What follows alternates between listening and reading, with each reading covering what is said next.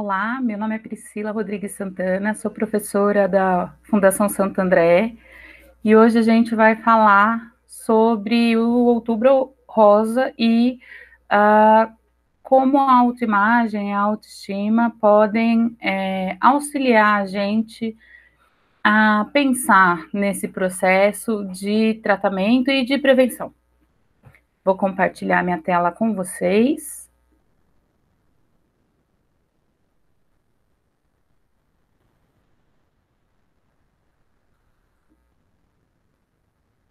Aqui. Então, o tema da nossa palestra de hoje é Outubro Rosa e a prevenção ao câncer de mama, autocuidado, autoestima e prevenção, como a autoimagem contribui para a prevenção em saúde. Para começar, acho legal a gente começar do início, né? Então, o que é o Outubro Rosa e por que a gente está tão preocupado com ele? O Outubro Rosa é um movimento internacional de conscientização para o controle do câncer de mama. Ele foi criado na década de 90 pela Fundação Susan Komen para a cura do câncer, né? A ideia desse movimento é compartilhar informações, promover a conscientização sobre a doença, proporcionar um maior acesso aos serviços de diagnóstico e de tratamento e contribuir para a redução da mortalidade. Mas por que a gente está tão preocupado assim com a questão do câncer de mama e por que é tão importante assim a gente discutir a ponto de fazer um mês inteiro aí voltado para esse tipo de discussão, né? Quando a gente fala do seio ou da mama, a gente está falando de uma parte do corpo feminino, e aí eu vou tomar a liberdade de falar só do corpo feminino hoje. Outro dia a gente se atém ao corpo masculino também, mas hoje eu vou tomar a liberdade da gente falar só o corpo feminino. Quando a gente fala, então, da mama ou do seio, a gente está falando de uma série de simbologias, né, e de uma série de conceitos que estão enraigados aí dentro de nós. Por exemplo, tem algumas pessoas aqui na palestra que eu tenho certeza que vão pensar, né, no seio como fonte de vida, como fonte de alimentação, como uma forma, né, de se comunicar com o seu bebê, com a sua criança, tudo bem? Agora, vai ter também aquele grupo que vai pensar no seio como fonte de sexualidade, de sensualidade, de prazer, né, de feminilidade.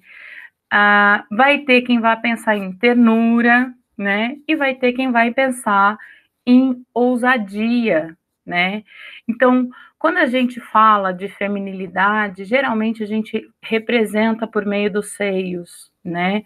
Quando a gente fala de ousadia, a gente vai ter que lembrar de todos os nossos, de todas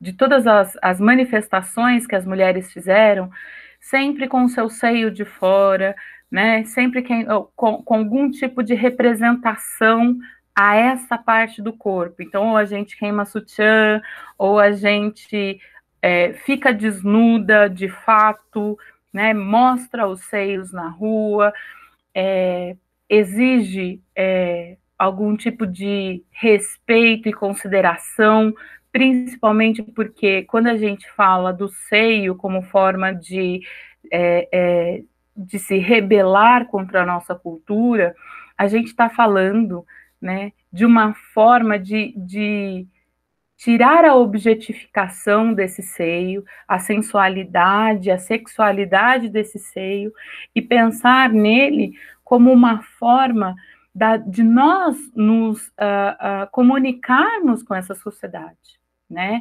Então, Aqui uma das fotos que a gente tem, que eu falei, né, antes da ousadia, é a foto da Revolução Francesa, né?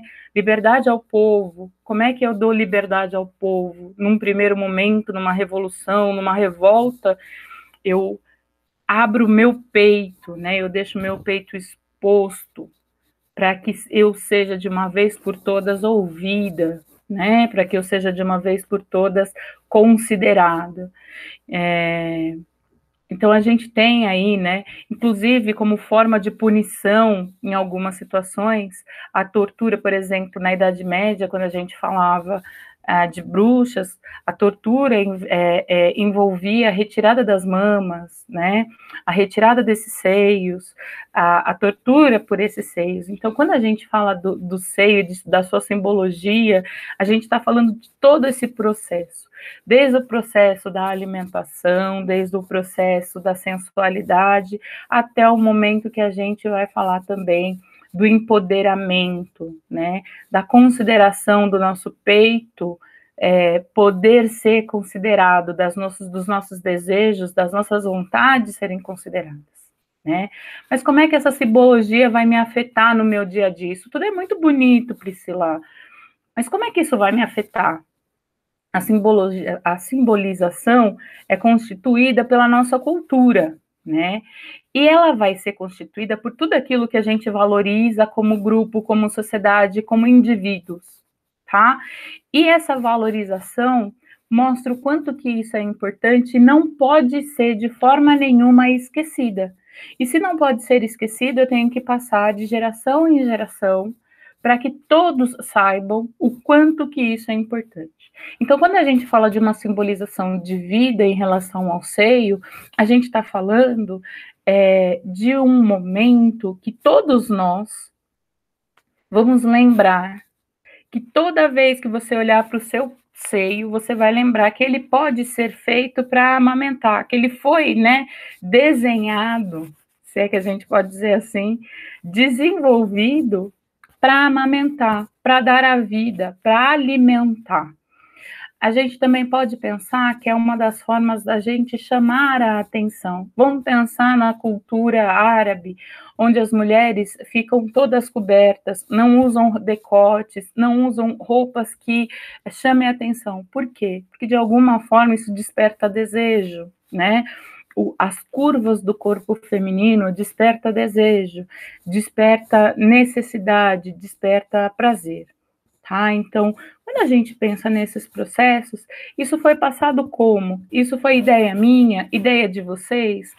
Não, isso foi uma ideia que foi tão importante que a gente passou de geração em geração, que a gente passou desde o início dos tempos, né? De grupo em grupo, de família em família, de conjunto em conjunto, a gente foi passando e isso foi se mantendo tão importante que até hoje, 2020, isso ainda está, né? Isso ainda existe. E aí, por isso existir, ou seja, por toda essa simbolização que a gente mostrou e falou até aqui, né? Por ela existir, o que que a gente tem? Qual é a importância dela para nós como sujeitos, como indivíduos? Elas estão presentes no nosso autoconceito, na nossa autoestima, na nossa autoimagem. Então, isso que é importante para o grupo, isso que é importante para todos nós, né, como sociedade, acaba também entrando numa construção pessoal, numa construção do indivíduo subjetivo. Claro, cada um de vocês aqui, cada uma de vocês aqui, vai pensar nesse processo individualmente, mas pensem que isso não é só individual, isso é em grupo, é social, ok? E aí alguém vai me perguntar, mas Priscila, você falou um monte de palavras com autoconceito, autoestima, autoimagem. O que que é cada uma delas, né? Então vamos começar pelo autoconceito. O que que é o autoconceito? É o conhecimento de si mesmo, né? Em relação aos nossos conhecimentos, às nossas ideias, às nossas atitudes, né? E que tem aí como característica nos descrever, Ou seja, fazer com que a gente saiba quem a gente é, o que é que a gente veio fazer aqui, por que é que a gente faz as coisas que a gente faz. Tudo bem? E aí, como é que isso se constrói? Isso se constrói durante toda a vida, ou seja, desde o primeiro momento de vida, das primeiras relações que a gente estabelece, até o último momento do nosso suspiro, tá? E esse momento de construção, né, de atualização de quem a gente é, vai sofrer aí todas as modificações de acordo com o momento que a gente está inserido, com a situação que a gente está inserida e com as interações sociais que a gente faz.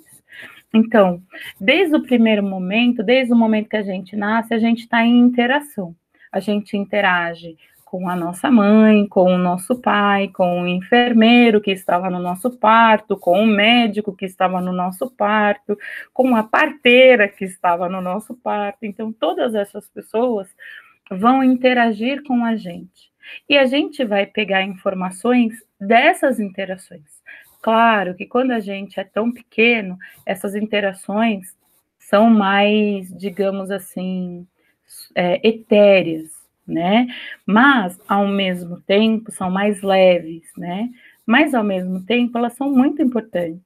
Aquilo que a nossa mãe acha da gente desde o momento que a gente nasce é muito importante. Aquilo que o nosso pai acha da gente desde o momento que a gente nasce é muito importante. Aquilo que a gente ouve os outros falarem da gente é muito importante, né? E vai construir uma visão de nós mesmos, vai auxiliar nessa construção de visão de nós mesmos, né? A gente se vê, sim, mas a gente depende muito da ideia que o outro tem de nós e de como nós interagimos com esse outro, tá? Além da nossa visão, tudo que o outro fala sobre nós entra quando a gente está falando de autoconceito. Então, quando a gente fala para uma criança que ela é burra, a gente está construindo o autoconceito dela negativo, né? Quando a gente fala para uma criança que ela é linda, que tudo ela pode, a gente está construindo nela um autoconceito, um autoconhecimento positivo. Então, a gente está falando o quanto que ela é valorada ou o quanto que ela não recebe esse valor, né? E por isso que a gente tem que tomar tanto cuidado, principalmente com crianças e adolescentes, porque tudo que a gente fala, todas as nossas opiniões, mesmo que seja uma opinião que às vezes a gente está dando num momento de raiva ou num momento de briga, né, vai ficar marcado de alguma forma nessa pessoa, tudo bem?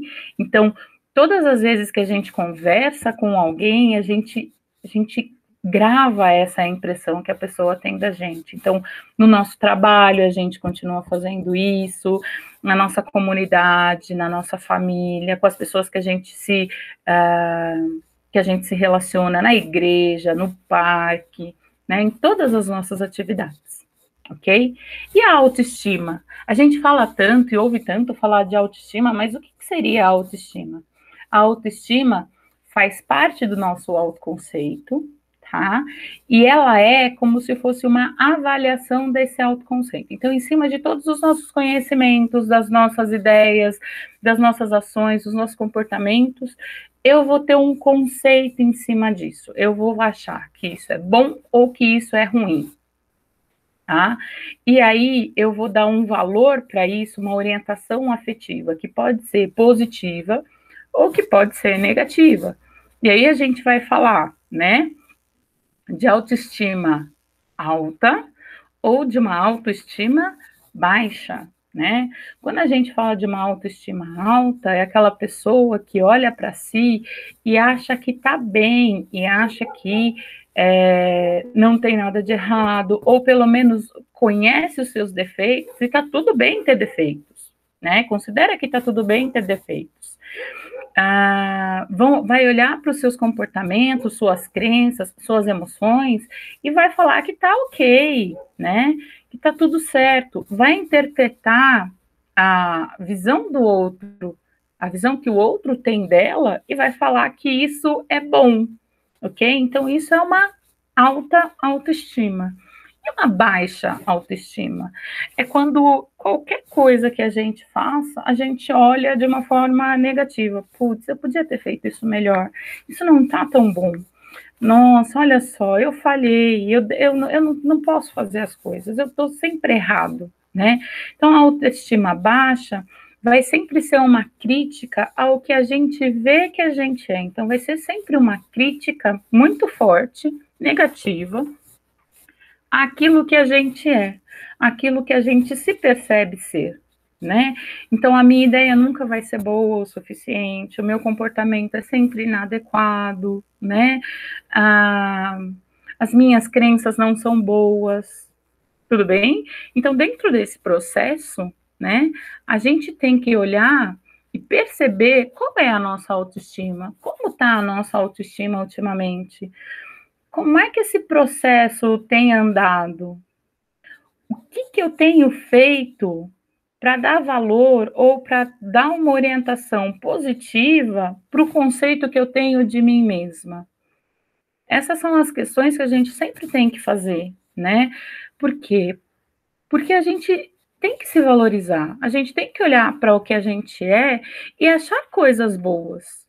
Quando a gente não acha coisas boas, coisas importantes, na maioria das vezes a gente se agride, a gente não leva em consideração a nossa opinião, a gente não leva em consideração os nossos desejos, e geralmente a gente entra em confusões, ou a gente entra em situações complicadas, do tipo relacionamentos abusivos, né? A gente não cuida de si e pode ficar doente, a gente não olha para os nossos desejos e para as nossas vontades e fica subserviente aos desejos e às vontades do outro. E isso para a gente nunca é bom. A gente não vai crescer, a gente não vai aprender, a gente não vai tentar coisas novas. E isso não ajuda. Não ajuda no nosso crescimento, não ajuda na nossa melhora, não ajuda na nossa saúde mental, não só na saúde física, mas não ajuda na nossa saúde mental também. E a autoimagem? Então, a gente falou de autoconceito, que é o conhecimento que eu tenho de mim mesmo. É a ideia de saber quem eu sou, né? A gente falou de autoestima, que é o quanto que eu valorizo isso. E a autoimagem? É uma organização própria, ou seja, é como eu me organizo, né? E essa organização vai ter uma parte mais real, mais pé no chão, né? E uma parte mais subjetiva, ou seja, que vai depender muito das minhas emoções, da minha organização emocional, da minha saúde mental, ok? E aí, essa parte subjetiva, que vem de como eu enxergo o mundo, de como eu me enxergo no mundo, aí, essa parte subjetiva, né, pode trazer aí um entendimento do meio onde eu estou inserido, né, e de como eu estou inserido nesse meio. Vai trazer um entendimento aí de como é que eu vou prever os meus comportamentos frente a determinadas situações. Se eu vou baixar a cabeça, se eu vou me posicionar, se eu vou fazer o que eu gosto, se eu vou me descontrolar. Então, dentro desse processo de entender o meio, me entender, eu consigo também prever os meus comportamentos e entender como é que eu vou lidar com determinadas situações. Além desse processo, a gente também tem a representação do nosso corpo, ou seja, da nossa imagem propriamente dita, né? E aí, essa forma que eu tenho de representação do nosso corpo vai falar muito também de mim. Muitas vezes eu posso me enxergar de uma maneira adequada, então eu vou olhar para o espelho, vou me enxergar do jeito que eu de fato sou, mas eu posso olhar para o espelho, tem aqueles dias que a gente acorda mesmo, né, e se olha no espelho e se acha a tranqueira, a última das bolachas mofadas do pacote, né, aquela bolacha murcha, né? Que nem esse gatinho aqui, tá se olhando no espelho e tá se vendo todo desmilinguido, apesar de não estar, né? Então, a parte subjetiva tem a ver com as nossas emoções, como é que eu estou me sentindo hoje? Eu estou me sentindo bem ou eu estou me sentindo meio down, meio borocochô, meio triste? Se eu tivesse me sentindo meio down, meio borocochô, meio triste, na hora que eu me olhar no espelho, provavelmente eu vou me olhar e vou ver todos os defeitos que eu tenho, e isso vai ter um peso tão grande que para mim naquele dia não vai ser um bom dia, né? Ou não vai ter uma boa, eu não vou ter uma boa representação de mim. Tudo bem? Agora, também tem dias que a gente acorda se achando o máximo, né? Que nem no gatinho aqui. Ele tá se olhando no espelho e tá vendo um leão. Por quê? Porque eu olho para o espelho e me acho a mais linda das pessoas do mundo. Eu olho no espelho e não vejo só os meus defeitos, mas eu vejo todas as minhas qualidades e que essas qualidades têm mais peso do que os meus defeitos, né? E eu mereço, eu tenho a oportunidade de olhar para mim, me achar linda, me achar maravilhosa, cuidar mais de mim nesses dias, né? Cuidar mais dos meus desejos, das minhas vontades, de quem eu sou, do que eu estou pensando. Então, nesses dias, quando a gente está muito bem, né, a gente se sente ótima, né, e aí a gente se cuida mais. E nos dias que a gente não está se sentindo tão bem, a gente se cuida menos, né, no dia que a gente está se vendo como um gatinho todo desmilinguido, a gente se cuida menos. Claro que tem os processos de adoecimento dessa autoimagem, então eu posso não estar bem, e mesmo assim olhar no espelho e achar que eu estou ótima, ou eu estar bem e me olhar no espelho e achar que eu estou uma desgrama, para todos os dias, né? Para todos os momentos. E aí, óbvio, a gente vai precisar de um auxílio mais especializado para poder trabalhar com esse processo, tá?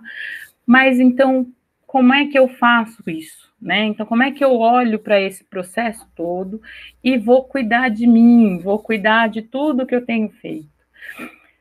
Para cuidar do outro, antes de cuidar do outro, eu tenho que cuidar de mim mesmo, né? Eu tenho que ver as minhas necessidades.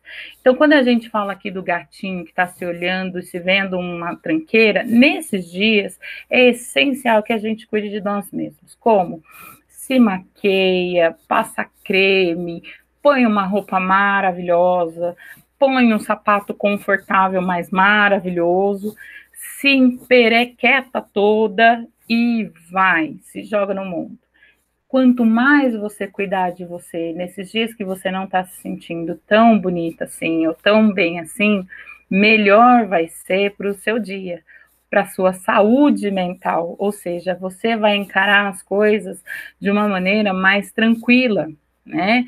Ou de uma maneira mais positiva, porque você está cuidando de você mesmo. E aí, quando o outro vier com algum problema, quando aquela pessoa que a gente gosta tanto vier com algum problema, a gente vai poder não estar olhando só para si, mas olhando para nós mesmos e olharmos para o outro, né? E aí dar conta do outro, porque nós cuidamos de nós em primeiro lugar. Quando a gente fala da saúde física, é a mesma coisa, né? Então, eu não posso falar para o outro, procura um médico, se eu não estou procurando médico eu mesma. Se eu não estou olhando para as minhas dificuldades ou para as minhas doenças, para os meus sintomas e não estou me cuidando, né? Quando a gente fala de mães, de avós, tios, tias, né? Essas pessoas são sempre muito importantes para nós. E essas pessoas passam a essa ideia de cuidado conosco. Agora, se elas não cuidam da gente, dificilmente, ou se elas não cuidam de si, dificilmente a gente vai olhar para elas e vai ver nelas um exemplo de cuidado de si mesmo, não de cuidado do outro. Do outro, geralmente, a gente vê essa representação, mas a gente não vê como cuidado de si mesmo. E aí vai entrar dentro daquele processo que eu tinha dito antes. Quanto mais a gente olha para nós, mais a gente dá conta de saber o que é nosso e o que é do outro e poder auxiliar o outro dentro desse processo, né? Na saúde física, a mesma coisa. Se eu tiver com dor, dificilmente eu vou poder auxiliar o outro com a dor dele. Então, eu tenho que organizar a minha dor, deixar a minha dor tratada para depois poder auxiliar na dor do outro. Então, primeira coisa que a gente tem que fazer, né, é cuidar da gente, da nossa saúde física, da nossa saúde mental, para manter um autoconceito, uma autoimagem, uma autoestima minimamente equilibrados, né? Não vou falar para vocês que vai ficar sempre alto, né? Mas vai ficar sempre equilibrado, vai ficar sempre dentro do que é o esperado, tá? Para que a gente esteja bem, para que a gente esteja feliz. Essa palavra, né, que a gente sempre busca, a tal da felicidade, estar feliz. Mas a gente vai se sentir bem, vai se sentir feliz no dia de hoje, e não vai ficar se preocupando só com o dia de amanhã. Uma coisa que ajuda muito a gente ter essa saúde mental e essa saúde física equilibrada, junto com a nossa autoestima, junto com o nosso autoconceito, junto com a nossa autoimagem, é buscar melhorar aquilo que a gente não gosta em nós mesmos, né? É buscar ir atrás de mudar aquilo que a gente não gosta em nós. Ah, mas Priscila, é tão difícil fazer essa mudança. Para algumas coisas isso é tão difícil, tão complicado. Eu tenho que ir para uma academia, sendo que eu trabalho das 8 às 8. Eu tenho que procurar algum tipo de médico, eu tenho que procurar algum tipo de auxílio psicológico. Verdade. Nenhuma mudança vai ser fácil, né? A gente geralmente é um pouco resistente às mudanças, mas melhor a gente ir buscar essas mudanças, por enquanto que as coisas estão mais tranquilas, e por enquanto que a gente ainda dá conta de escolher se eu quero fazer a mudança ou não, do que quando a gente já não tem mais esse processo de escolha, né? Por quê? Porque a gente já chegou num nível de estar tão debilitada ou tão deprimida com nós mesmos, que aí a gente não tem mais a chance de escolher se eu quero ou não. Eu vou ser forçada a fazer a mudança. E geralmente mudanças forçadas, a gente tem maior dor, né? Tem maior resistência para fazer essas mudanças, tá? E aí, uma coisa importante, tanto para a saúde física quanto para a saúde mental, é buscar ajuda, né? Toda vez que a gente achar necessário, toda vez que a gente achar que for importante, buscar ajuda. Quando a gente está sobrecarregada, quando a gente não está se sentindo bem, quando tudo que a gente está fazendo não está fazendo muito sentido, vai buscar ajuda, vai procurar um profissional adequado, um psicólogo, um fisioterapeuta. Ah, mas eu tô com muita dor no joelho, vai atrás de um fisioterapeuta, de um professor de educação física, né?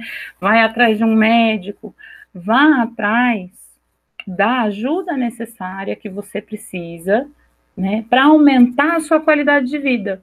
Porque quanto maior a sua qualidade de vida, maior a sua saúde física, maior a sua saúde mental, melhor vai estar o seu autoconceito, melhor vai estar a sua autoimagem, melhor vai estar a sua autoestima. E você estando com tudo isso bem, você vai estar bem também, né? E as pessoas que estão ao seu redor estarão bem também, observarão a sua mudança e vão querer fazer ou vão querer estar no mesmo estágio que você está, com a mesma tranquilidade que você está. Então, cuidando de si, você cuida do outro. E como isso tudo está relacionado com o Outubro Rosa? Você começou falando do Outubro Rosa, foi para a parte psicológica, mas você não está relacionando as coisas. Então, vamos lá. Quando a gente fala do Outubro Rosa, a gente está falando de uma doença associada diretamente à parte mais importante, ou uma das partes mais importantes, né, da figura feminina, né? E aí, seja por falta de informação, seja por medo do adoecimento, do diagnóstico, do tratamento, a gente ignora os sintomas dessa doença, que é o câncer de mama. E quando a gente ignora esses sintomas, o que vai acontecer? A gente vai acabar deixando essa doença sair de controle e avançar muito mais. não, a gente não vai buscar ajuda, a gente não vai ir atrás de cuidar de nós mesmos. E aí, dentro desse processo, a gente entra numa realidade muito triste que a gente tem hoje no país, mas que é muito importante a gente discutir. Câncer de mama é a doença das mamas de maior incidência no país hoje, com maior causa de mortalidade, né, entre as brasileiras, e de difícil tratamento, mas que, quando detectado de forma precoce, o tratamento se torna muito mais fácil e eficaz e com maior possibilidade de cura. Então, se eu cuido de mim mesma, se eu olho para mim, se eu consigo olhar para todo esse processo, né, e perceber o quanto que eu preciso desse cuidado, mesmo que seja um cuidado que me assuste, melhor. Por quê? Porque eu vou me preservar e vou poder ficar mais tempo com aquelas pessoas que eu amo tanto, né? Mas se eu não me cuido, se eu não olho, se eu tenho tanto medo que me paralisa a ponto de buscar auxílio, o que acontece? A situação vai piorar e a chance de eu ter mais tempo com aquelas pessoas que eu amo ou de ficar mais tempo com aquelas pessoas que eu gostaria tanto vai diminuir. Tá? Então, nesse sentido, é importantíssimo que a gente cuide da gente mesmo, de quem a gente é, da imagem que a gente tem de nós mesmos. Aí alguém vai levantar a mão aí ou vai falar para mim, mas Priscila, beleza, isso tudo eu estou entendendo como é que está esse processo e por que a gente tem que discutir tudo isso. Mas como é que eu, trabalhando a minha autoestima, vou melhorar em relação ao câncer de mama? Bom, trabalhando a minha autoestima, ou seja, olhando para mim, achando que eu estou bem e que tudo, não tudo o que eu faço, a maior parte que eu faço está muito bom, ou seja, está adequado, eu gosto de quem eu sou e de como eu sou, vai auxiliar com que qualquer coisa que aconteça de errado no meu corpo, ou seja, se eu sentir uma dor, se eu sentir uma coceira, se acontecer qualquer coisa comigo, eu vou atrás de procurar o que está acontecendo. Se eu perceber uma anormalidade no meu corpo, eu vou atrás de perceber o que é que está acontecendo. E isso é importante porque justamente quando a gente percebe isso rapidamente, a gente consegue tratar, né? Isso para qualquer doença, não só para o câncer de mama, isso para qualquer coisa. Então, se eu estou ligada, se eu sei exatamente quem eu sou, como eu sou, quais as minhas respostas, né, para as situações que eu enfrento, eu consigo entender, eu consigo perceber se tem alguma coisa de errado, alguma coisa que mudou e eu consigo buscar ajuda para isso. Aí mais alguém vai levantar a mão e eu falo assim, Pri, o que você está falando é muito lindo, maravilhoso. Mas você colocou ali o medo do diagnóstico e do tratamento. Realmente, eu tenho muito medo. E se eu precisar tirar a minha mama por causa disso?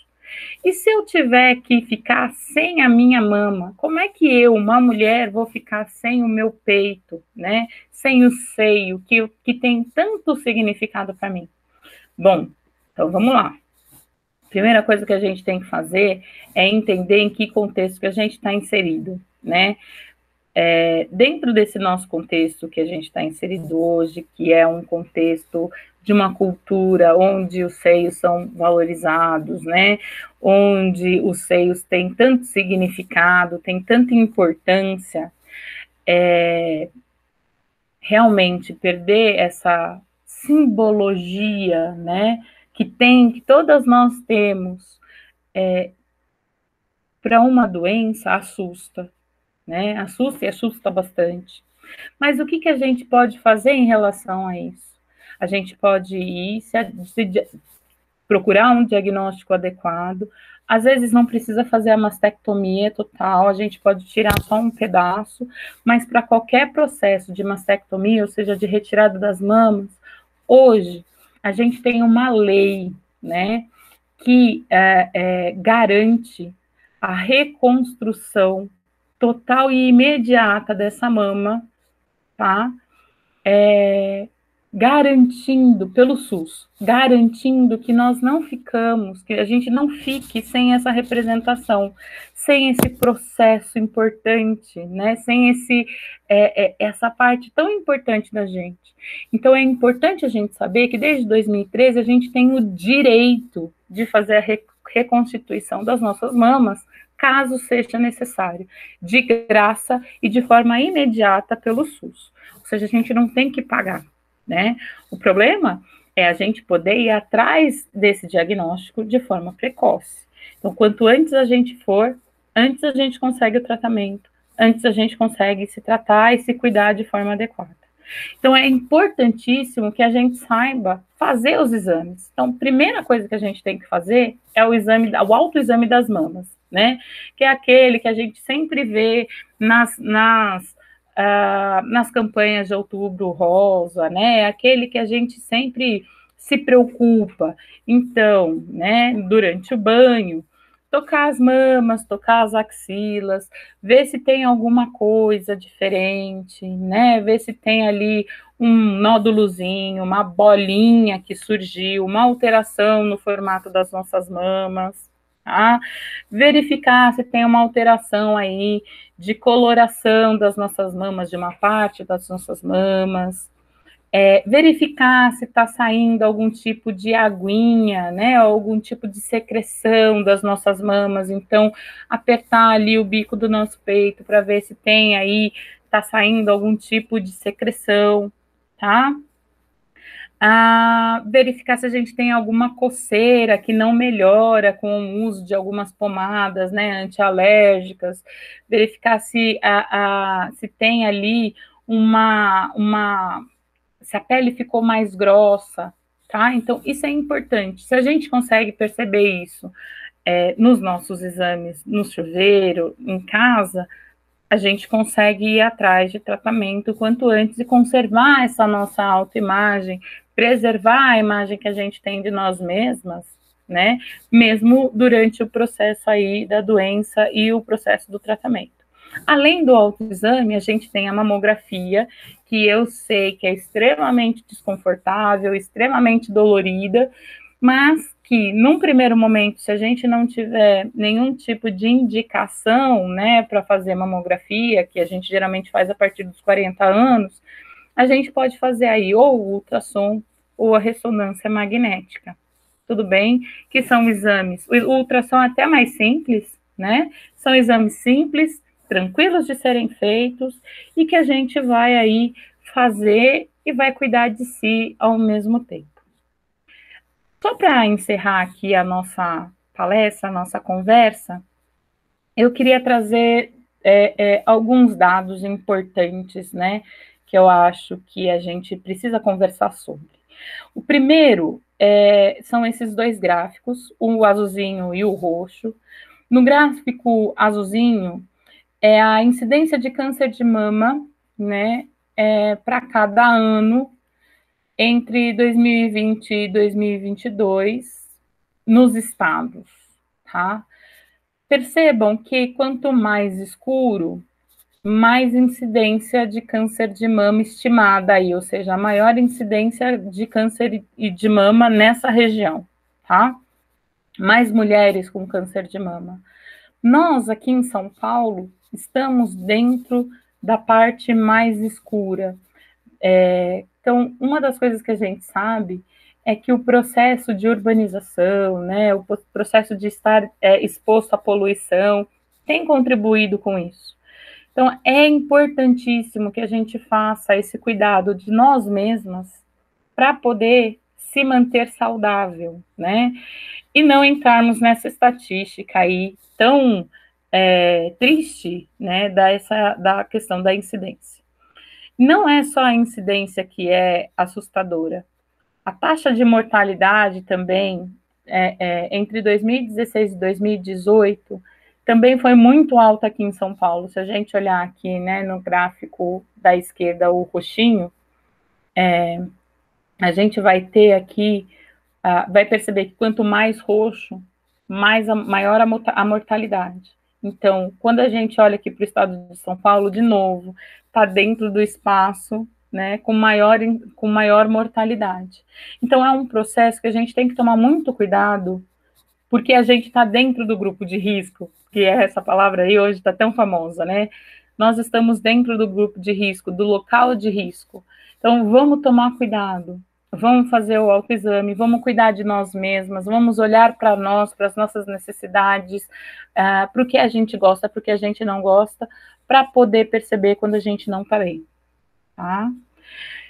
E como fator de proteção, então eu trouxe todas essas informações, é óbvio que eu vou trazer aí alguns fatores de proteção, né, para a gente poder entender e saber como fazer esse autocuidado. Como fator de proteção, o que a gente tem que fazer? Primeiro, cuidar da nossa saúde física. Então, fazer todos os nossos exames, fazer acompanhamentos, né? Acompanhamentos médicos, ter certeza que todos os nossos hormônios estão organizados, ir no ginecologista com uma certa frequência, ter certeza que a gente está saudável, acompanhar aí o nosso processo de peso, né? Querendo ou não, a gente acabou aumentando um pouquinho o peso aqui nessa quarentena, então é importante a gente ver como é que está o nosso peso, se a gente não está muito fora do peso, tá? Além de fazer esportes ou pelo menos atividades ao ar livre, que a gente não esteja tão exposta à poluição, mas que a gente possa fazer coisas que nos tragam aí uma vida um pouquinho mais saudável, né? Então, uma comida mais in natura, ou seja, sem tanta manipulação, então comer bastante verdura, bastante fruta, legumes, né? Fazer bastante exercício. Se você gostar, eu não gosto de exercício, então faz uma caminhada, vai até um parque, faz uma caminhada, é o suficiente, né? Tentar comer as coisas mais saudáveis, né? Consumir questões mais saudáveis, não fumar, beber com moderação, né? Consumo de bebidas alcoólicas aí com moderação e beber bastante água, bastante suco. Tudo bem? Então, é isso. Me ponho à disposição para tirar qualquer tipo de dúvida de vocês. Aqui estão os meus contatos, né? Tanto o meu e-mail, que é da Fundação, quanto o meu Instagram, que é pessoal, mas fiquem à vontade para mandar perguntas, né? Mandar sugestões, temas que vocês gostariam de discutir, que aí a gente leva para a coordenação de psicologia e tenta fazer aí outras palestras, outras possibilidades de conversa entre a gente. Espero que a próxima vez que a gente se veja seja presencialmente e não virtualmente. Um beijo, gente, se cuidem e olhem para vocês sempre com carinho. Tchau, tchau.